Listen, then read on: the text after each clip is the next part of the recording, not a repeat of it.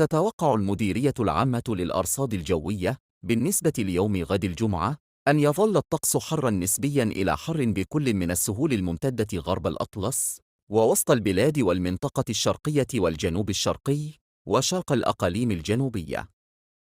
ومن المرتقب أيضاً تشكل سحبة منخفضة وكثيفة نسبياً فوق شمال الأقاليم الجنوبية، فضلاً عن ظهور كتل ضبابية محلية فوق السواحل الشمالية والوسطى.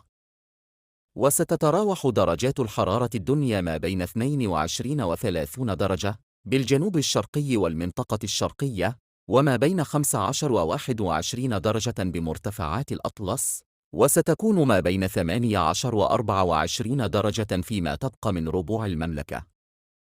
أما درجات الحرارة العليا فستعرف انخفاضاً طفيفاً، فضلاً عن تسجيل هبات لرياح قوية نوعاً ما بجنوب البلاد وبالسواحل الوسطى، كما ستشهد الأقاليم الجنوبية للمملكة تناثر بعض الهبات من الغبار.